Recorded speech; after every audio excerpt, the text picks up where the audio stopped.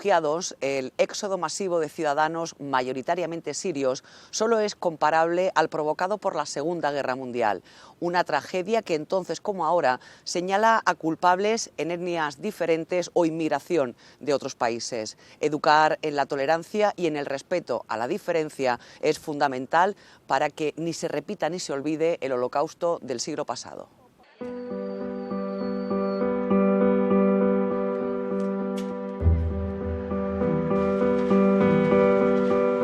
Daniel, Chema y Curro son profesores del Instituto Hijaldún de Dos Hermanas que han trabajado junto a otros compañeros para que la lección sobre la Segunda Guerra Mundial sea algo más que una sucesión de fechas y batallas aprendidas de memoria. Ellos han conseguido que los alumnos se impliquen y aprendan desde la reflexión crítica y la libertad. Lo que nosotros estamos aprendiendo aquí es lo diferente, es esas cosas distintas, que cómo Hitler llegó al poder, pero por qué, y por qué la gente se lo creyó, y por qué un país se peleó con el otro y no con el que estaba al lado, y ese tipo de cosas que al final lo que nos pueden ayudar, porque esa intención que tiene detrás de las cosas al final son las que se usan día a día. Entonces pues es lo que nosotros necesitamos aprender y reflexionar sobre ello. Aquí se trata de aprender el porqué de aquella barbarie, de analizarla con rigor para evitar que la historia se repita. El ser humano es un ser humano como constante biológica y reacciona ante problemas similares de una manera parecida. Estudiar la historia ayuda a comprender la realidad y saber afrontar los problemas a los que se tienen que enfrentar día a día y darle respuesta a los mismos.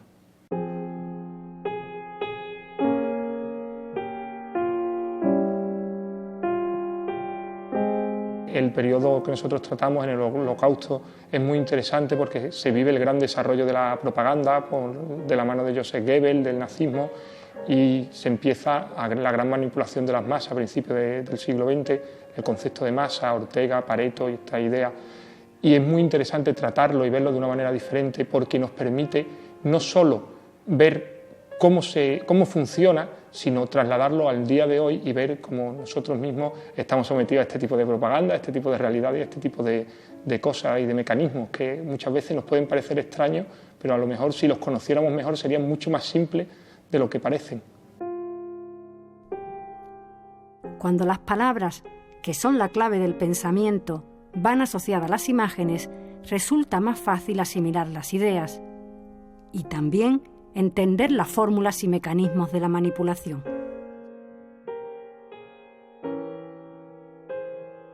Las entradas de los campos de concentración.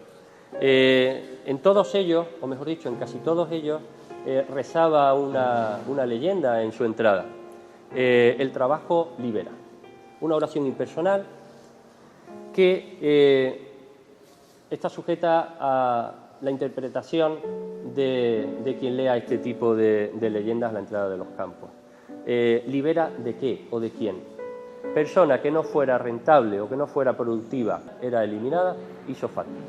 Aquel que era productivo pero enfermaba o se lesionaba y ya no podía desempeñar su trabajo, era ejecutado también. Es decir, los querían por su trabajo.